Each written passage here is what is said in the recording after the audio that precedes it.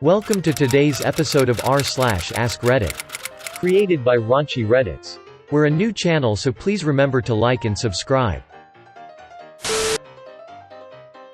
Lawyers of Reddit, at what point, when working for a defendant, did you realize, my client is a monster?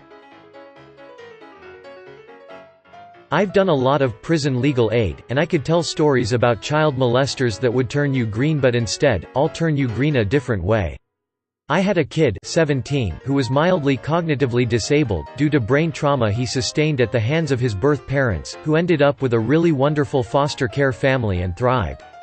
He was a popular kid in school, good athlete, got a girlfriend and invited her to meet up and be teenagers one night in a corn silo, which I guess is a thing that country kids do.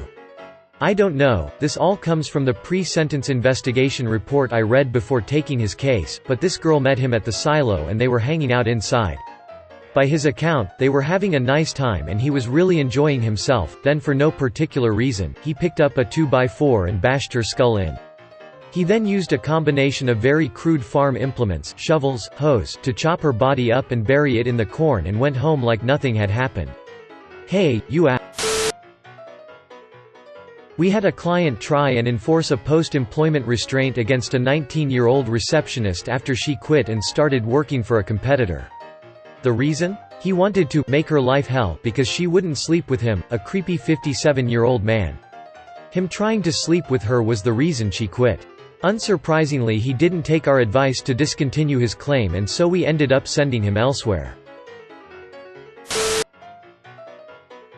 My general psychology professor worked for the state of Arkansas assessing criminals to see if they would qualify as criminally insane.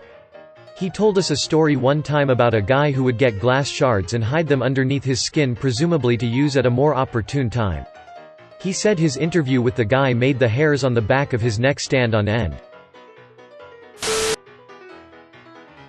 I had a client who was accused of domestic violence. Essentially, he threw his girlfriend out of a second-story window. Now he's got a terrible history, but so do a lot of my clients, and his attitude is a little entitled, also typical. But he also knows the deal and wants a plea deal. So I'm not really prepared when he absolutely refuses the no-jail offer from the state. Keep in mind there were like 5 witnesses. Why? Because they wanted him to pay for her medical bills. Okay, an asshole, but whatever, not the worst. What did it was his counteroffer? I ain't paying that B's bills.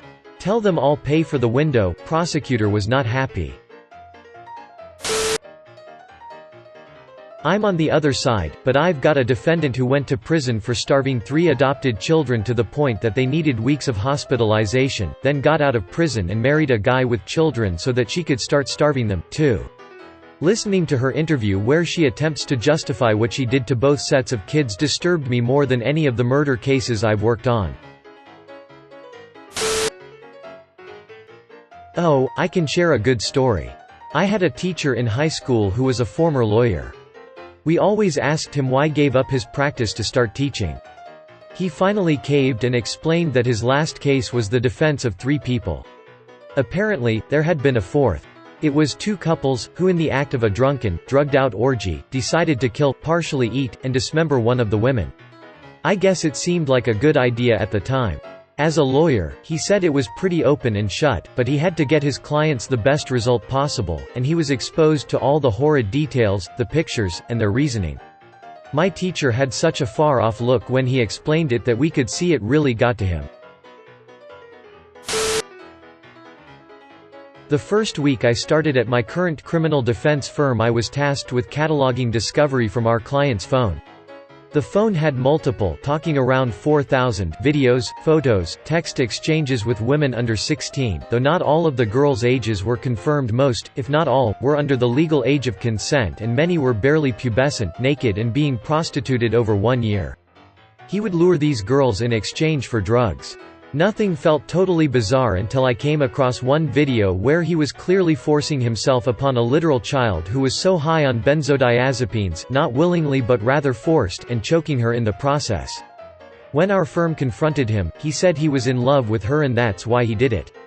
He would also take these girls to hotels and make them have sex with one another while he taped, but nothing beat what I said above. Pretty horrifying stuff for my first week on the job. Had a divorce client, husband and father, who disowned his autistic son, tried to argue that he should get all of his wife's retirement having not worked for 12 years, contacted me during the height of Hurricane Sandy, he was in the Bronx and me in Manhattan, saying he wanted to hold his wife in contempt for not paying him that day while the storm slammed NYC, told me I was making a huge mistake getting married, my wedding date was November 3rd, 4 days after Sandy, saying that I was going to be miserable and regret it. I could go on. But, the worst was when, several months later, since his divorce was taking a long time, he sent death threat letters to myself and my wife saying that he had hired an executor to kill the two of us if his divorce wasn't finalized in 60 days. Called the police and they said he left his premises one day earlier. I heard nothing from him until February 2014 when he emailed me saying he needed a winter coat from his wife and could I help get it for him. Ironically, the divorce didn't have to be completed because he killed himself before the judge signed the judgment of divorce. My mom is a lawyer. This is the story about how she quit being a public defender. When you are a public defender you don't get to choose your cases. She got assigned a young man who, with the help of his girlfriend, had gotten a kitten from a "free to a good home" ad in the paper.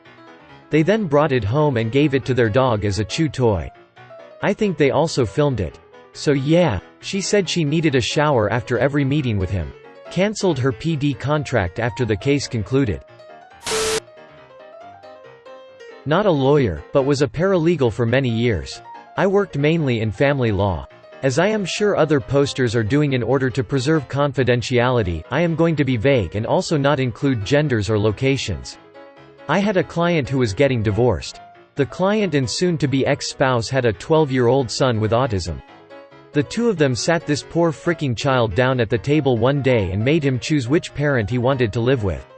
Our client called me to gloat that the child had chosen in their favor and to direct that paperwork be prepared.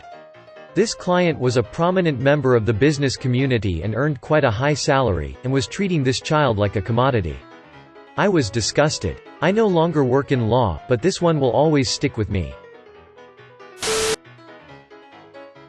Lifelong criminal defense lawyer here. To be completely honest, it's not about the offense but about the person. I've had people accused of murder that I really kind of liked and thought well of. I've had people accused of shoplifting who have given me the heebie-jeebies and seemed like psychopaths. Speaking from purely a criminal standpoint, having a client who is a monster doesn't matter in terms of your duty to them. But it does make the job less pleasant. My worst clients have been people who are comfortable scamming others of their money. We hope you enjoyed the video. Make sure to subscribe to our brand new channel for more great Reddit readings.